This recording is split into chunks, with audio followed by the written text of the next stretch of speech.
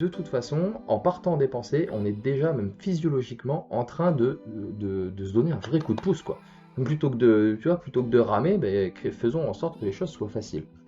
Salut, bienvenue à toi. J'aimerais aujourd'hui qu'on revienne sur le fait de choisir ses pensées. Ça fait plusieurs fois que je le répète, j'en ai parlé plusieurs fois, et je voudrais revenir sur le fait de choisir des pensées positives. Alors, on va pas parler du verre à moitié plein ou du verre à moitié vide, mais je vais simplement ici te donner une image qui va peut-être t'aider à mieux comprendre ce que c'est que de choisir une pensée positive, mieux orientée, et puis même qui va pouvoir, dans certaines situations, t'aider justement à créer ces pensées positives. Parce qu'il y a des fois où il faut être honnête, moi le premier, j'en fais aussi l'expérience, dans certaines situations, bah, c'est plutôt le négatif qui vient prendre l'avantage et c'est plutôt des ruminations négatives qui viennent me marteler l'esprit.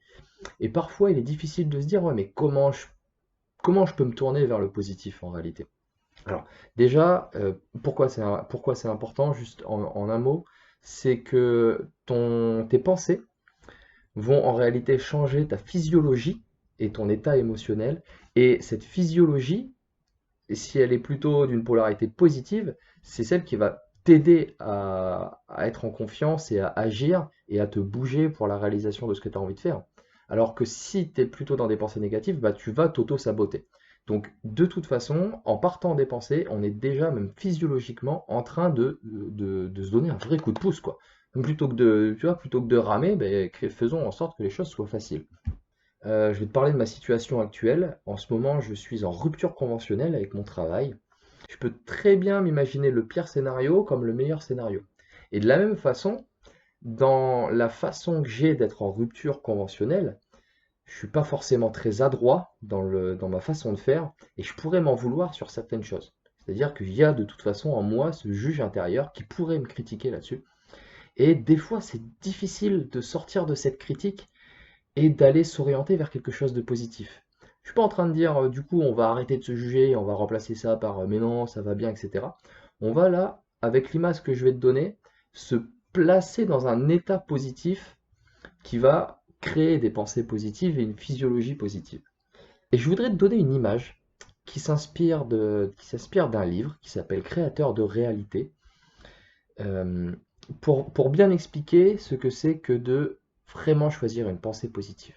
En fait, c'est l'histoire d'un explorateur qui se retrouve à la suite de certaines circonstances et de certaines décisions et de certains hasards à grimper une montagne sans réellement savoir pourquoi, et il tombe dans une crevasse.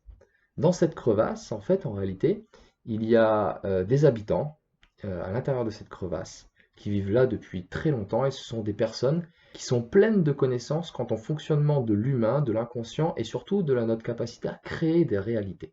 Donc c'est un livre qui est un petit peu dans le fantastique, dans le récit qui est fait, c'est un petit peu dans le fantastique. Et à un moment donné, le héros se fait accompagner d'une femme et ils peuvent passer de monde en monde simplement par le pouvoir de la pensée. Donc il se déplace, le héros lui se laisse guider simplement par la femme qui l'accompagne. Arrive un moment où il se retrouve dans une pièce, en genre 1860, dans une pièce avec un mage. Et le héros pose une question au mage en lui disant: j'ai du mal à focaliser mon esprit sur le positif.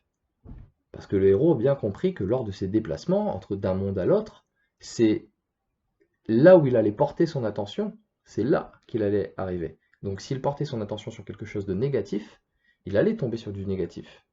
Et il était difficile pour lui de vraiment maîtriser cette création de l'esprit, de l'orienter sur du positif.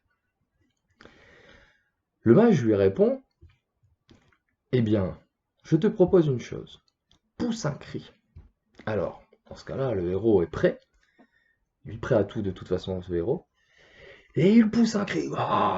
Et dans le monde où il est atterri, dans cet endroit, dans cette pièce avec le mage, en fait, toutes les réverbérations des bruits sont amplifiées. C'est-à-dire que son bruit se déplace, vraiment cette vibration, cette onde se déplace, est amplifiée et est ensuite renvoyée à la personne qui a crié, qui a créé ce son.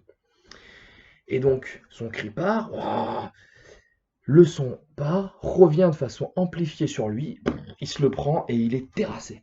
Il est terrassé. À ce moment, le mage se retourne vers la guide, cette fois-ci, du héros. Et il lui demande, Léa, pousse un cri. Et donc Léa, là, se met à pousser un cri magnifique avec des notes vraiment harmonieuses, un très beau chant.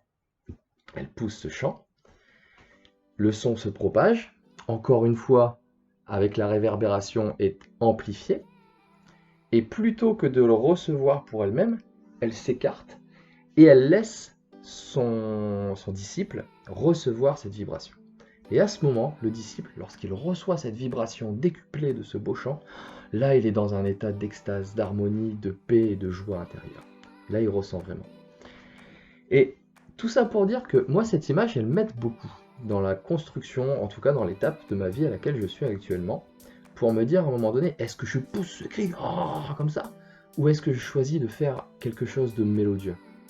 Eh bien, moi, cette idée de vibration m'aide beaucoup à orienter mes pensées sur le positif.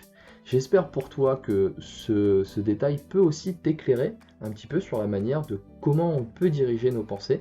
En tout cas, là, c'est imagé, et je pense que les ressentis voilà, peuvent nous aider vraiment à mettre des choses en place un peu plus facilement. Voilà, c'est tout pour le partage du jour. J'espère que ça t'a plu. Eh bien, n'hésite pas à me donner des retours, on construit les choses ensemble. Voilà, c'est tout pour moi, les amis. Sortez de votre tête. On est bien.